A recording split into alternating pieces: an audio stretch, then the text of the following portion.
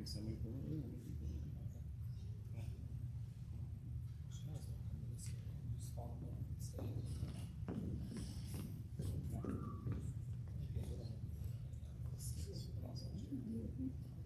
I would be suggesting schools like, North Dakota or Morehead or Snake or whatever. The one in Breckenridge is supposed to be a nursing school. Oh, yeah. Right. She also meet a guy who lives in the city online, and she's also a factor. She's been in communication with her for months now, and likes the direction of the relationship. She hasn't met him in person yet, so like my conversation trip maybe. Yeah.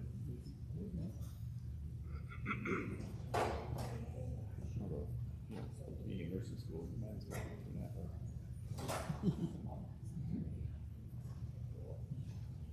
It's not conducive to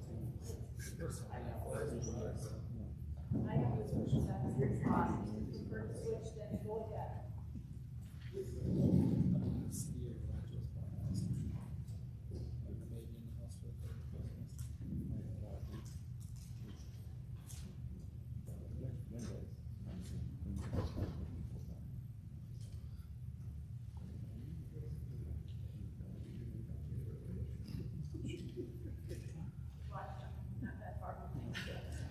I'm not looking at the real question.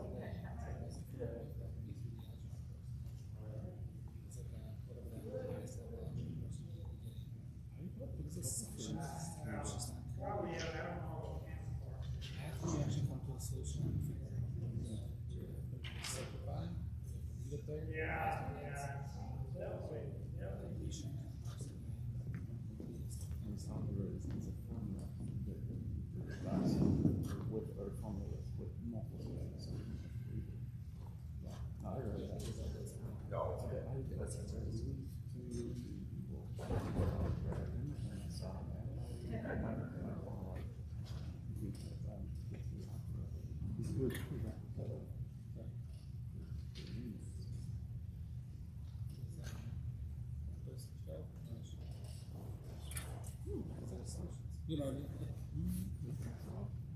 there's more numbers. Right. Or as opposed to like multi-column equations with multiple variables.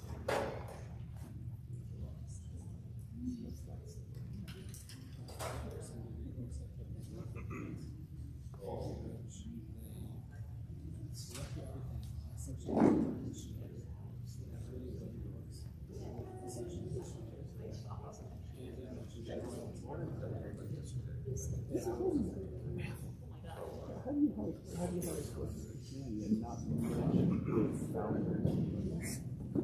Did you do Islam and not? No, well, they mentioned everybody else's being there. Yeah, that was the last paper I did for that class was on Christianity, and my whole paper was about Jesus, and I got a very, very bad grade.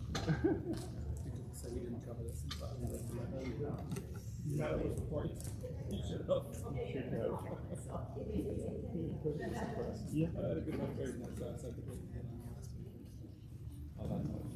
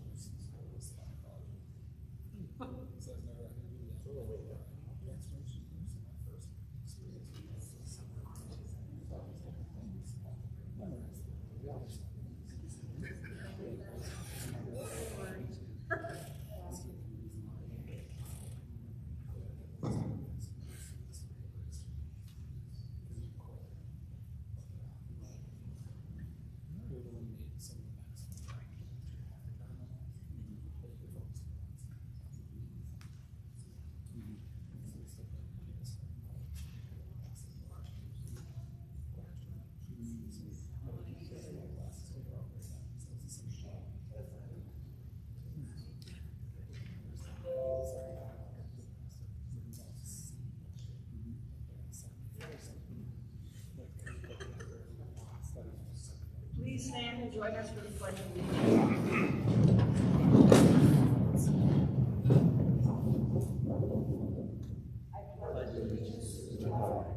United States of America, to the republic for which it stands, one nation, under God, indivisible, with liberty and justice for all.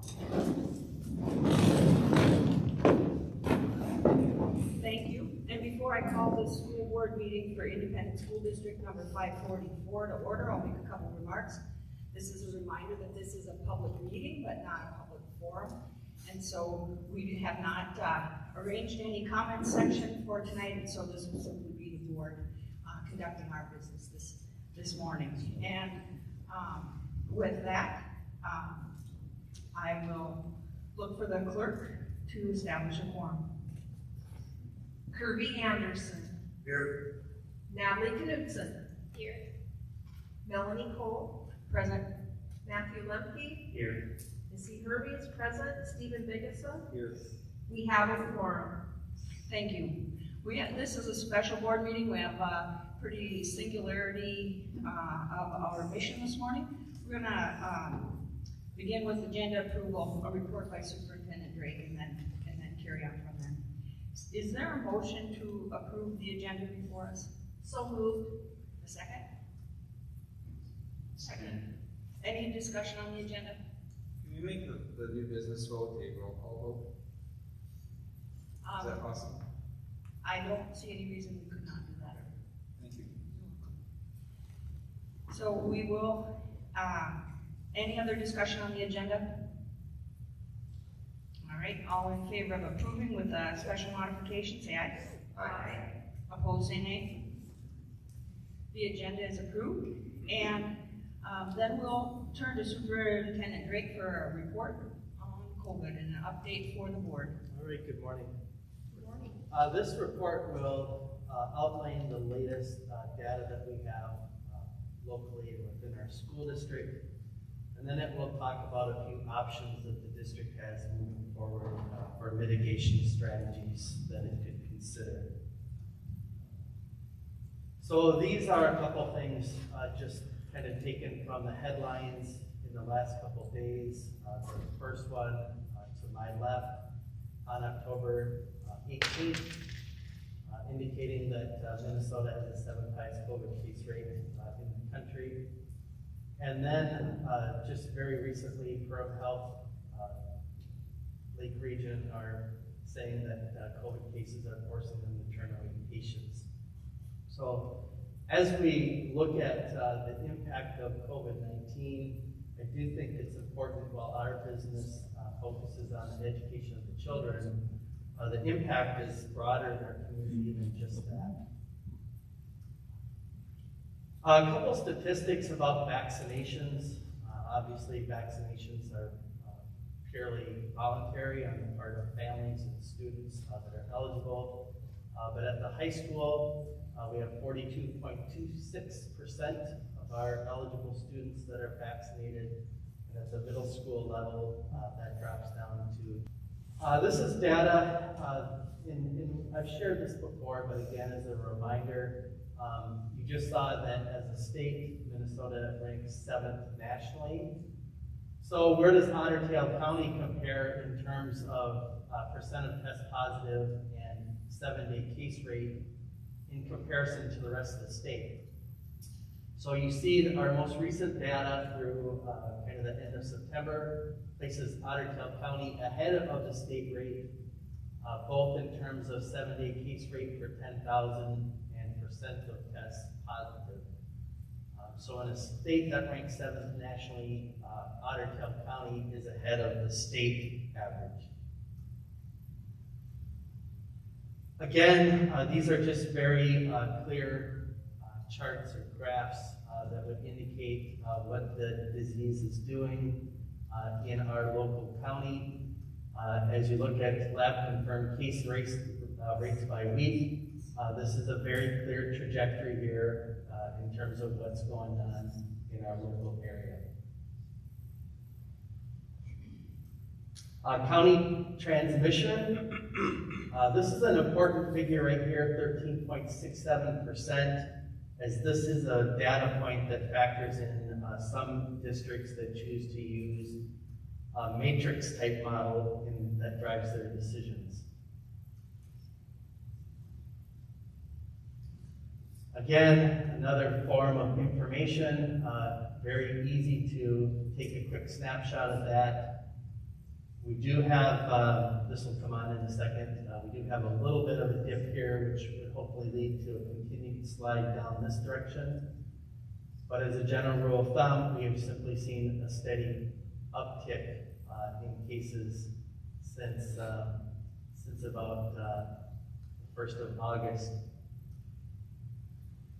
This information is related to school cases. I did share this a week ago, but this is where we were at, student and staff, a year ago. The yellow is where we're at now.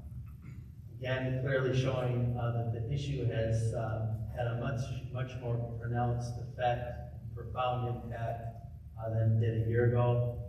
This dark yellow and a golden color here indicates the number of cases under the age of 18. And in September, you can see that the golden colored swath was larger than all of the cases combined among age groups a year ago in September. This is information that is shared to us by Otter County Public Health. They do ask, because of potential sensitivity in local communities, that the general list of towns not be shared, so I blacked out everything but Fergus Falls. You can see where we're at here as of 10/14/21. In part, this is reflective of our larger population in the county, but again, is another visual chart in showing the prevalence of the illness in our local county. So what's going on in terms of in-school transmission, students and staff? I did have, so keep in mind this one was a report that was done in a year ago, a little bit earlier. I didn't have the next one because I'm thinking that coincided with NEA break. But we had 8 cases year-to-date, staff and students a year ago at approximately this point in time. Just as a reminder, as the earlier table indicated, we didn't hit our peak until that November-December time frame. So this time last year, our cases were really quite low. Here's where we're at as of the end of the day yesterday. Seems like a lot happens each week now, but I want to say about a week ago when I gave this report, I think we were sitting at the low 80s maybe, not recalling that exactly. Last year in total, over the course of an entire school year, we finished with 180 cases. We're 30 days into this school year approximately. Are we seeing in-school transmission? That would be pretty hard for people to argue that we're not. Adams is a pretty small school. We've already had 25.5 cases here. I do want to just offer a very quick explanation of the half case. This happened to be related to shared staff that we have across multiple buildings. So in this case, we had a staff member that would have worked, or multiple staff members that worked in more than one building, and so that's where those fractions arise. This is another data point, and you'll see these figures here are the ones that I'll reference. Case rate per 10,000 people.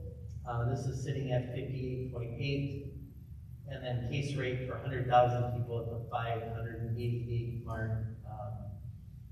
This, again, is part of data that's referenced in some of the decision-making matrices that are used by other districts to guide their mitigation strategies.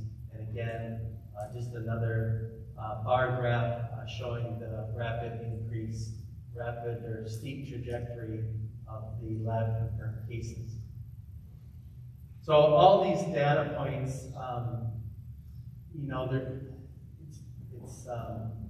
very straightforward, that we're seeing a lot of incidents of COVID-19 in our state, in our county, and locally in our school district.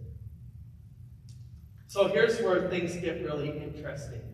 So when you think about mitigation options, we have none at our disposal that's going to make everyone in the community happy.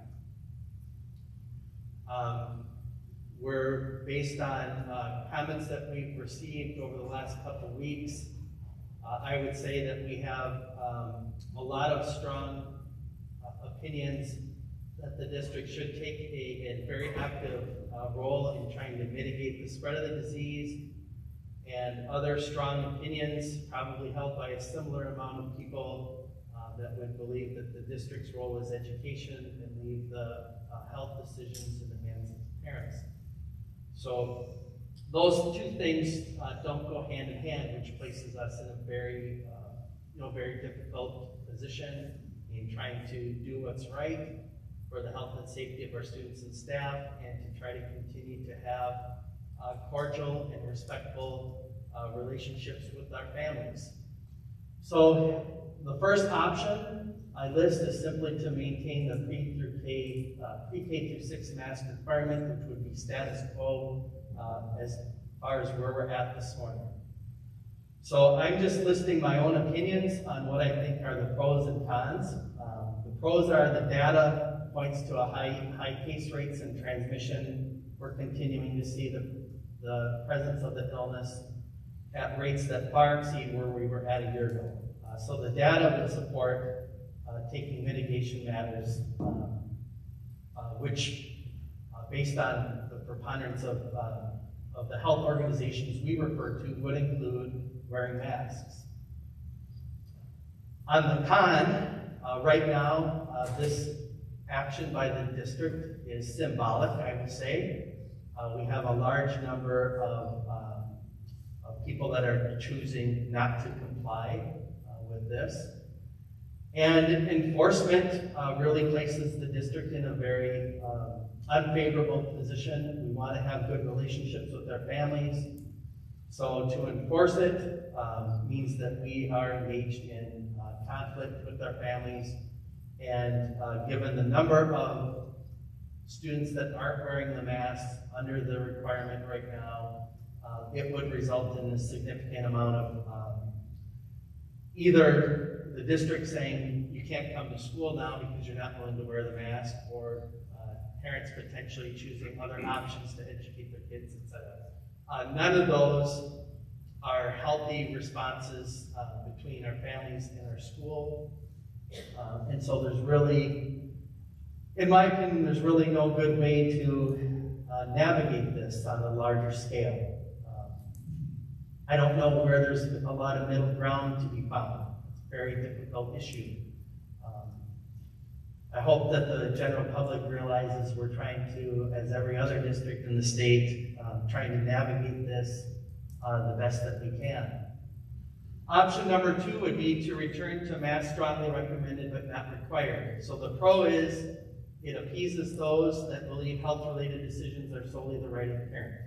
So it takes the school district out of the middle of that battle. On the con, we tried this. We're 30 days, basically 30 days into it. We've seen what's happened with our transmission rates. We are seeing as a community what more of a laissez-faire response is in terms of stress on our healthcare systems, etc. And to suggest that recommended but not required is having a positive impact, I think that that would be disingenuous. We have a problem. We have a problem in our school, and we have a problem in our community. It also places us at odds. Again, as you look at this, I find no way of quote-unquote winning. It places us at odds with those families that do expect the district to take a stronger role in putting measures in place that protect the health and welfare of their children. And also, I would say that we have staff members that expect the district to play a stronger role in protecting their health as a safe work environment as well. So that's option number 2, again, with what I consider pros and cons. Option number 3 is to develop a matrix model for COVID-19 mitigation.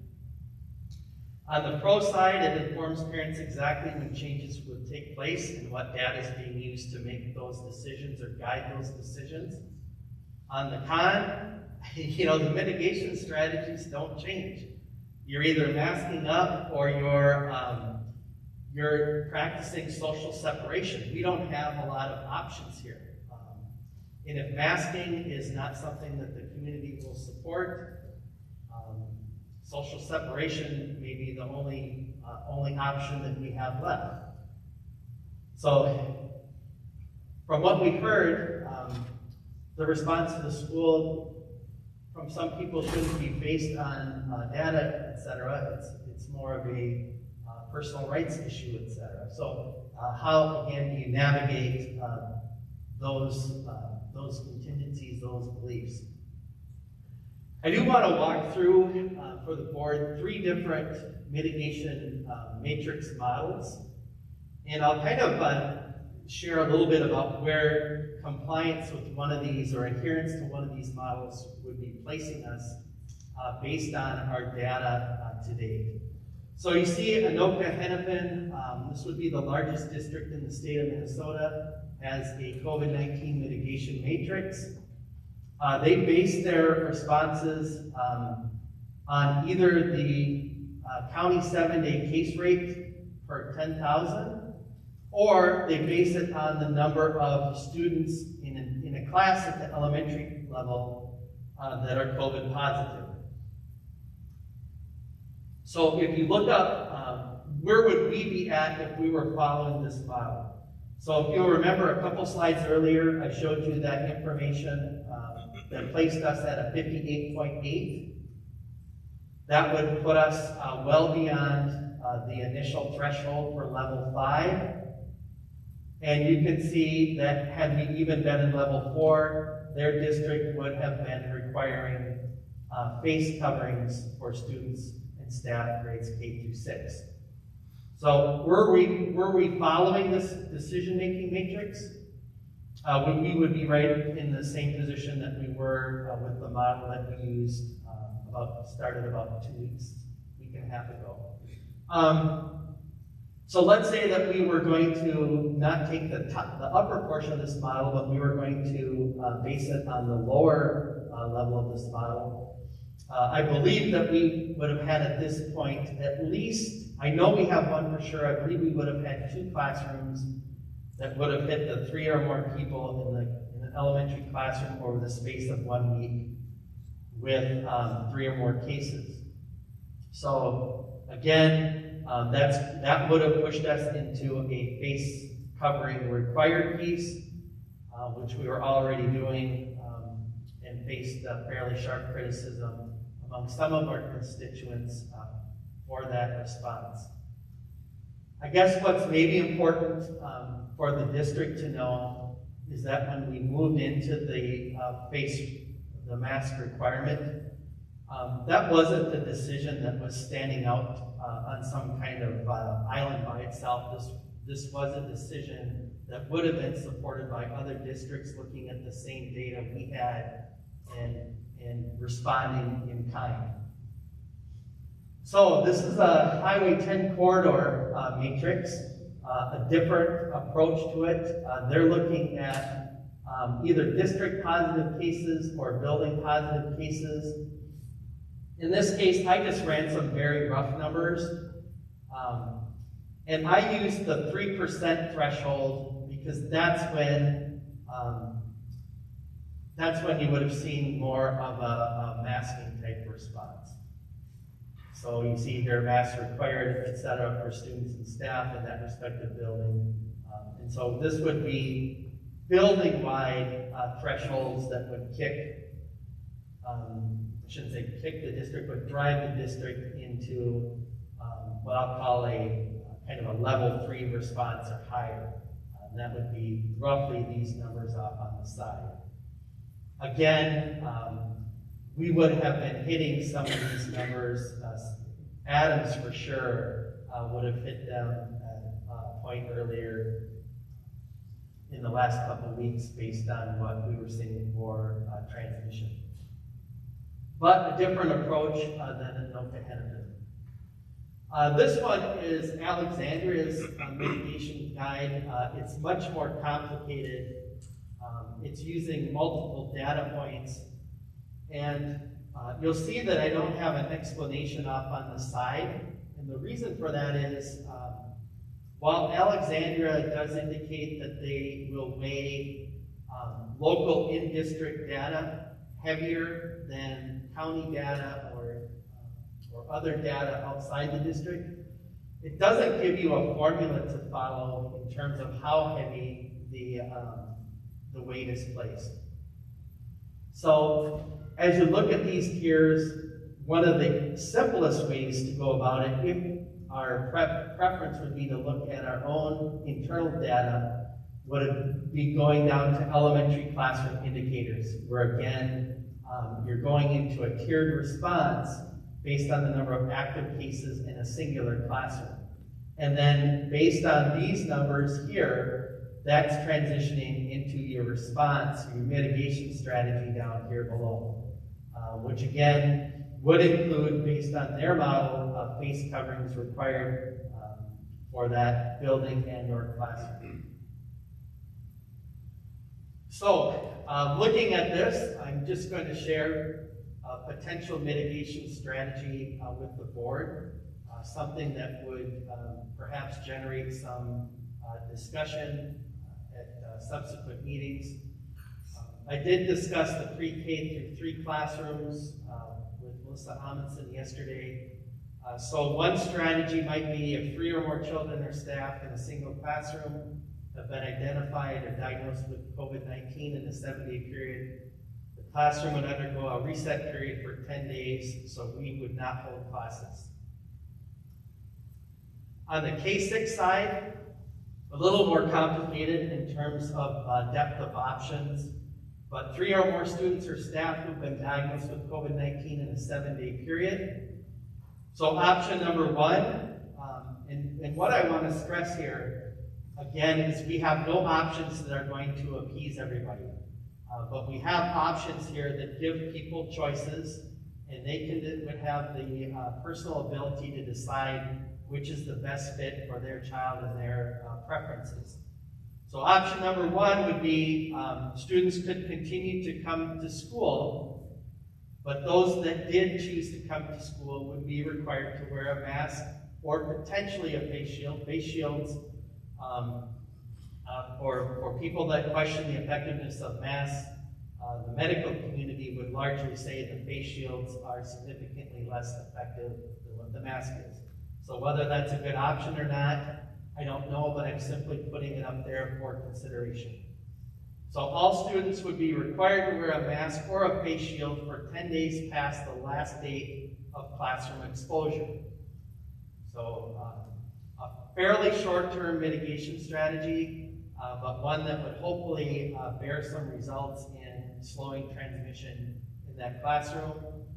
The big advantage is that it keeps kids in in-person learning.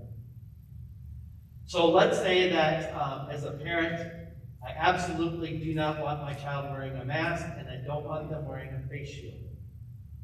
In order to keep the classroom free of additional contagion to the degree that we can, those parents could elect to keep their child at home for 10 days past the last date of classroom exposure.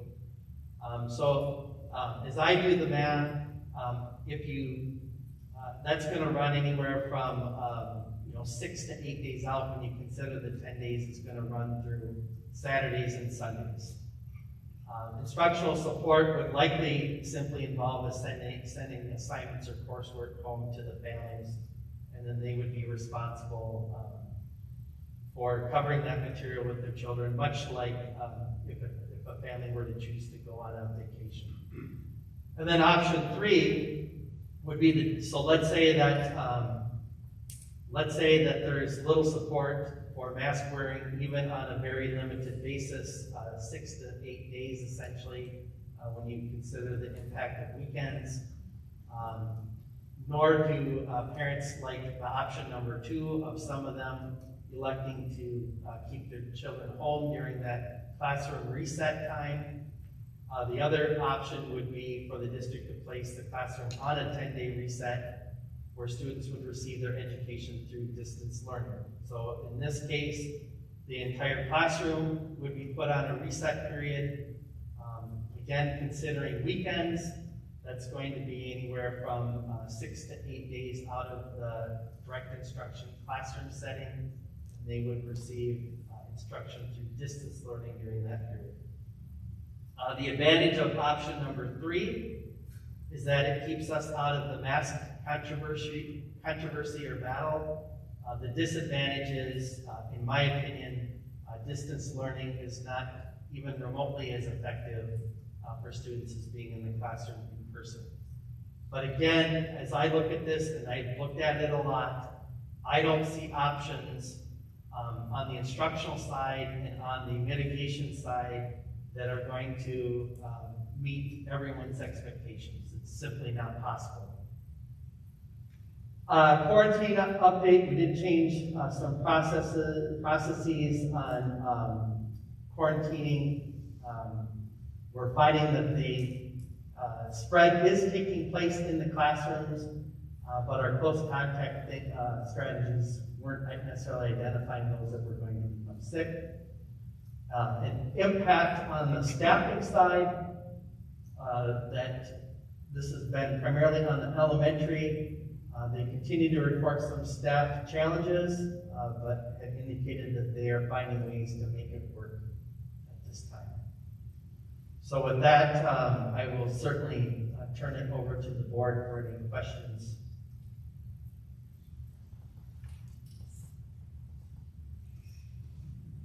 Does anyone have? I have a question.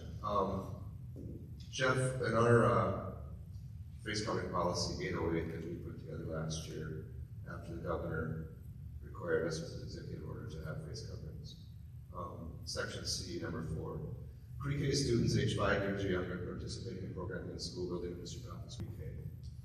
In this last go-around, instead of following, I mean, back then we had everybody wearing, even visitors, sports teams, everybody had to wear masks, but we specifically kept the pre-K kids outside of that, and I'm wondering why we changed that. Yeah, the guidance changed. That was issued through the CDC and MDH. The latest guidance that I was referencing when that was put in place, I want to say had children 2 years and older wearing masks. I can find that reference point and send it out to the board so you have it. Any other questions? I have a question. In regard to this slide about staffing issues, what are the strategies that administrators in the elementary buildings are using to help with the staffing challenges? So essentially, that has involved when we can't bring in enough outside subs, that involves pulling people from other responsibilities and placing them in the classroom. I have a follow-up question. Are also children from other classes being put into, divided up and put into other classrooms? That has happened, yes. So under that strategy, we ran short of our ability to pull people from other positions. Just quickly, our first response would always be to take from our sub pool and keep everyone in their normal roles and fill our gaps that way. Our second response would be, if we can't fill from outside, we're going to pull people from existing roles or utilize them during their prep periods, etc., and fill our gaps internally by juggling responsibilities, etc. If we run out of people to do that, then the only strategy we have left, aside from leaving kids in a classroom that would be unattended, is to take the 20 kids, let's say, and divide them. So for that day, they would be without their normal teacher and without their normal class and without their normal course of instruction. So one of my reasons for asking that is how does that affect social distancing in an elementary classroom? So it would reduce our ability for social distancing, which is already compromised. When we are at full capacity, we would be looking on the elementary side of anywhere between, let's say, 18 to 24, 25 kids in the classroom, plus the additional potential 2 or 3 students added in. We have little ability to do 6 feet social distancing when we are at full capacity with students in the building. Thank you. Before I ask for any further comments from the board, I would note that I have been notified that anyone who's parked in the school bus transfer area would need to move their car. Buses are now arriving and need to be able to maneuver in that parking area. So the area right by the gymnasium, if anyone's parked there this morning, you would need to move so the buses can operate effectively. Parking lot 2? Yeah. So that's south of the old gym if anyone has any confusion. With that thought, we'll take a 5-minute break to allow for people to move and come back in, and then we will resume. Thank you.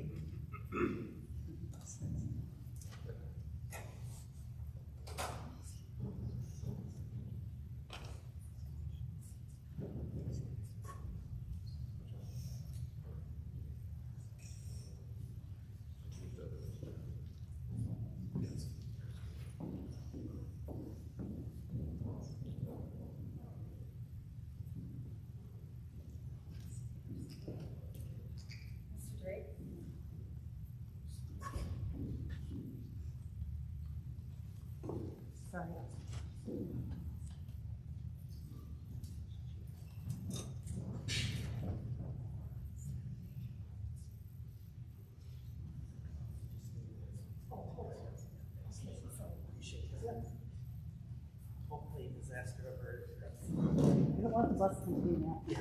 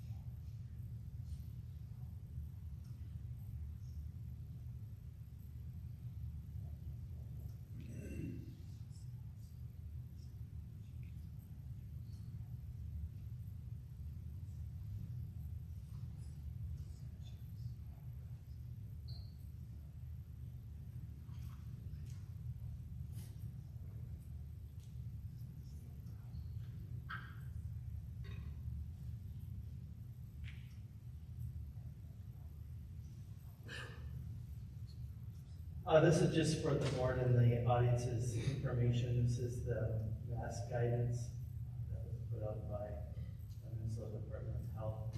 This was an update at the end of July.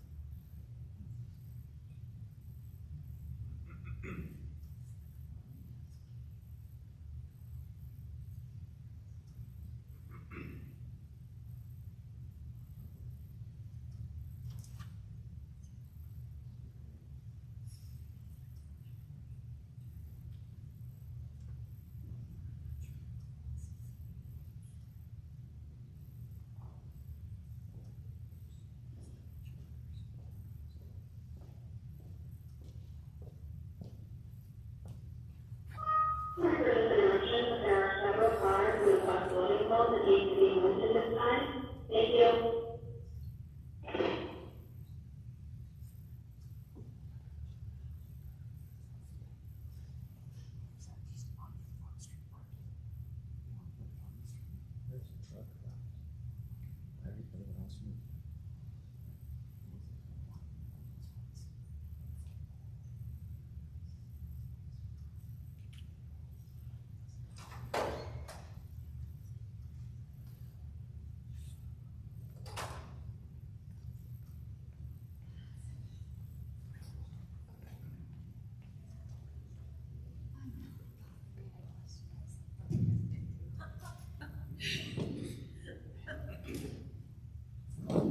Thank you for moving swiftly to move your car and to join us. And so we will resume with just the final call. Any other questions or comments for Superintendent Drake in regard to his report?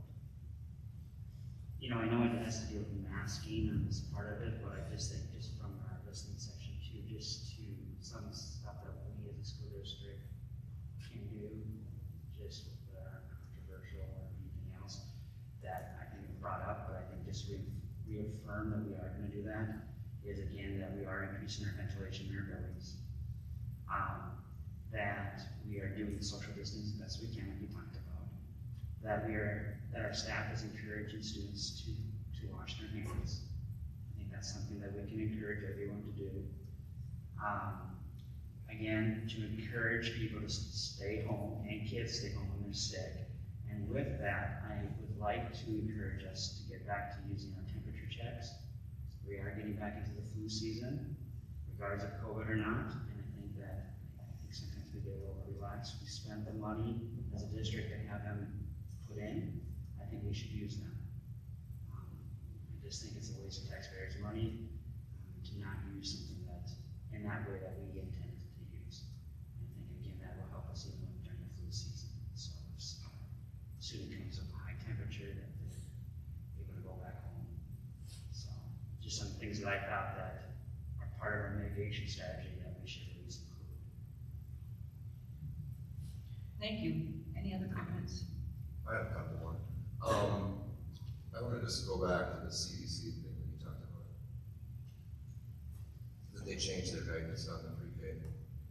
CDC changes their guidelines quite regularly. Last year they told us not to use face masks because they weren't effective, and then they changed it, and they changed it so we should wear 2 or 3 face masks. It's interesting that just last month, Michael Osterholm, and everything that we're doing today, everything we're talking about today, assumes that face masks and wearing masks and masking is effective.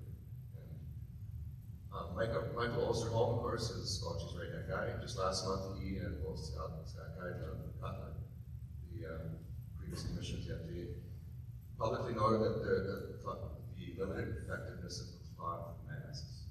And Celine Grounder, she is one of Biden's epidemiologists from NYU. She's on this transition team for COVID-19. So warned by both the source and receiver that they provide an estimated 27 minutes of protection. 27 minutes of protection from the SARS COVID. And these are Biden's people that are saying this. Another point I'd like to make, we have District Policy 516, which has to do with our health services. And this has to do with administering medication. So if we have a child who has, we think has asthma, we are not allowed to give them an inhaler without parental permission. If we have a child who has pink eye or has something dry, we're not permitted to give them eye drops without parental permission. If we have a student who has a headache, we are not allowed to give them over-the-counter Tylenol without parental permission. And So I'm just curious why we think that we should require masks for students without parental permission. I think that point was made in spades last week by a lot of the speakers, and I agree with them. And I don't believe in the effectiveness of masks. I'm listening to the experts of the Biden team. I think that we really need to look at this and look at our other mitigation strategies and say that masks are not the way to go. And it's, if we are going to do any of these matrices, then I think that we should adopt our policy for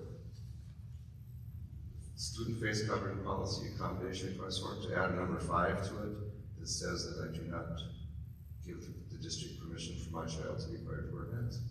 And if parents want their children to wear masks, they can wear their masks. If staff want to wear masks, they can wear masks. If they don't want to, they don't have to. We had a staff member that emailed us a couple weeks ago, and I'm not going to mention the name, that said that they had been wearing a mask faithfully in their classroom, and they got COVID, tested positive, and they were positive that they were sure that they got it in school, even though they've been wearing their mask all the time. And I'm like, okay, so you're telling me that masks don't work, is what you're telling me, because you wore your mask religiously and it didn't work. So the effectiveness of masks, if you can take President Biden's expert, she's on CNN all the time, she's not even on Fox. It's, I think that we really need to look at whether it's just a shifting mountain of sand that the CDC keeps giving us all these guidelines. And if it truly was an emergency pandemic, I think our governor should and would step in, but of course he announced yesterday he's running for election. And so he's not going to do that. So the CDC says that they only— Madam Chairperson, I call the question. We don't have, I had sought comments from the board, and so if you could give me a little clarity, I don't believe it's on the board. I'll finish very quickly. Thank you. I'll train the thought back.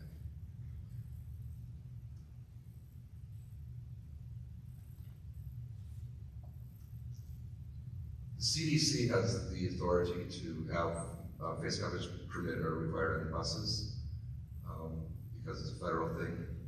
They do not. They said they don't have the authority right now to require them in schools. The governor does not have the authority to require them in schools because he gave up his authority and has said it's up to the school district to do that in the school courts. And I believe that we do not have the authority to do that, and I will strongly oppose any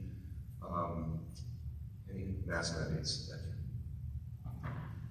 All right, we'll continue on with the agenda, and we still do have opportunities for commentary. I'm going to call for a motion in regard to COVID-19 mitigation, seeking a motion to endorse whether or not we continue with the mask mandate, which expires at the end of this school week, or whether we discontinue. And so if someone would put forward a motion, please. So we are seeking a motion in regard to the students and the mitigation strategy we had, and we continue with the mandate that was previously imposed. I would make a motion that we end the mandate, the mask mandate, as of the end of today, as was originally set up when we went for Friday. But there's also a tomorrow Fridays. Okay, so we'll make it Friday. Thank you. Okay. So the motion is on the table to end the mask mandate at the end of Friday, as was previously set forth. I'll second. All right. And now we have an opportunity for discussion or comments. Any discussion or comments from the board in regard to the motion at hand? So I really liked Jeff's final mitigation, steps 1, 2, and 3. In speaking with staff and students and family that I have here in the district, I don't think it's a secret that there's a lot of kids that are not masking, there's staff that's not masking and whatnot. And I like You know, it's too bad that we have to go to that next level, but if we are, you know, step 3, if there's 3 or more classes, or 3 or more students in a classroom that are testing positive within that 7-day time frame, maybe we do have to just bite the bullet and go distance learning. I mean, that's not what we want to do. But if we can't comply and we can't get on the same page for various reasons, and I'll be honest, I shift back and forth. You'll see me out in public unmasked, but I work in a healthcare organization where we have to mask. So, you know, I have my personal and my professional world as well. But I think just to get us all on the same page, I do agree with some of Jeff's suggestions in his final slide there about some mitigation options. Any other comments? Chair, can we have those mitigation options put back up on the screen? Would you accommodate?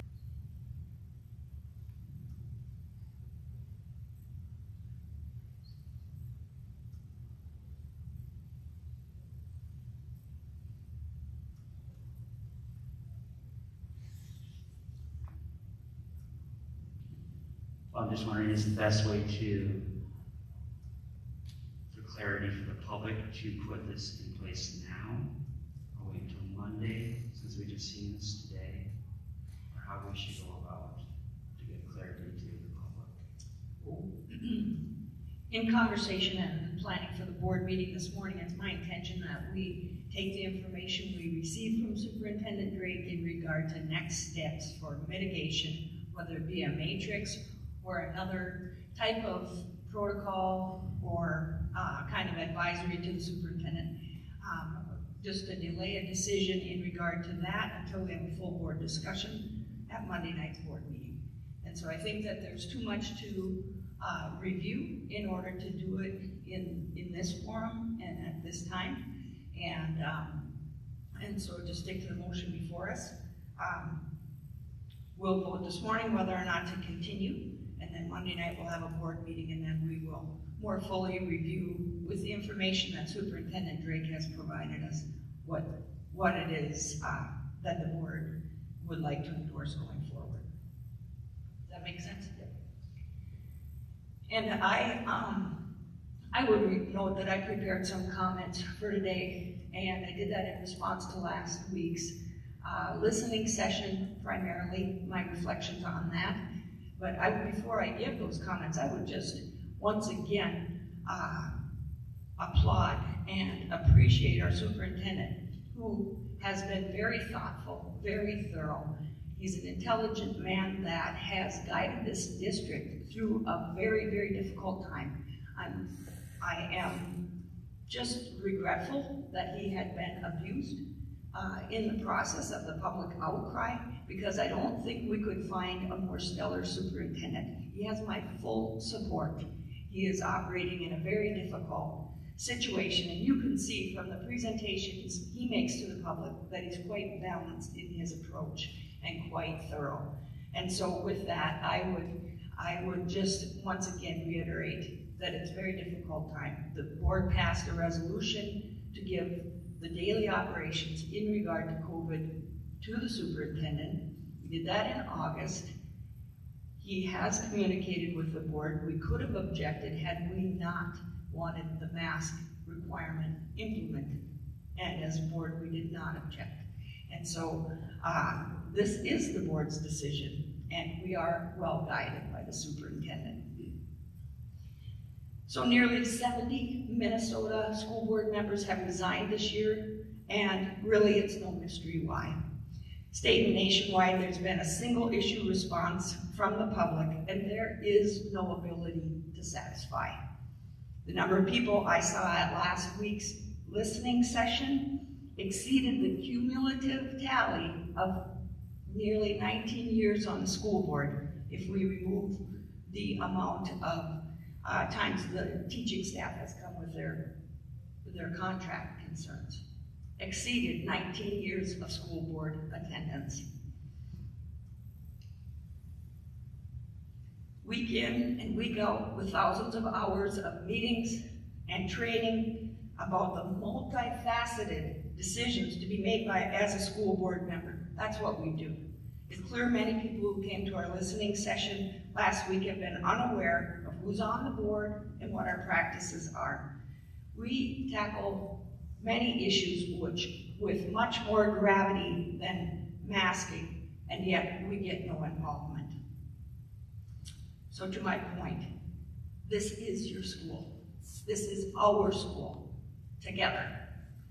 So showing up over 6.5 days of masking seems trite to me. There's much more to it, and as a board, we continue to operate with a great deal of information at our hands. We are transparent, and if someone's not paying attention, that doesn't mean we're not operating in transparency. Our meetings are public. Notably, not one speaker last week gave the solution for what we'll do when we cannot staff an elementary classroom. That's what propelled us to the masking requirement. Having a random parent show up and operate a classroom for a day is not an option, nor should it ever be. If we have an influx of qualified substitutes applying for the district, then I would call everything we've done here a win. Maybe we're a better community after last week's listening session. I don't know. I thought it was compelling. Parents and grandparents showed up concerned about children's welfare and decided to boo a member of the community as they spoke. I find that ironic. It's alleged that we are teaching critical race theory by one of the speakers, which is not a curriculum and is not being taught in our school. It was stated that wearing a mask is child abuse. I investigate child abuse for a living, and I found that comment repugnant. And no offense, but if we don't know what we're doing as a school board, maybe we could get a citizen task force involved. Well, that's what we are. We are elected citizen task force who's coming in, day out, doing our responsibilities as a school board. Last year, no one ran against the incumbents that were up for school board, and we had been making COVID decisions for about 7 months at that point. We have a curriculum review committee where the mundane decisions are made about what to teach in a classroom and how to present it, and we cannot effectively fill that committee because citizens don't want to volunteer. We have routine employment options. Routinely, we have employment options at the school. So you won't get science from me or pseudoscience about masking or not masking. My point is that I'm grounded in our students, our school, our community, and I'll make the best practical decision I can at the time. And I would encourage you to stay involved. That's my point. It's interesting and not at all unwelcome to have community input, but to find it at spike at such a on such one issue topic is notable for me. I know we can't satisfy everyone. Each one of us in a minute will vote, probably according to how we would have even before the listening session or even before the mandate went into effect. And so that concludes my comments. Any other comments from the board?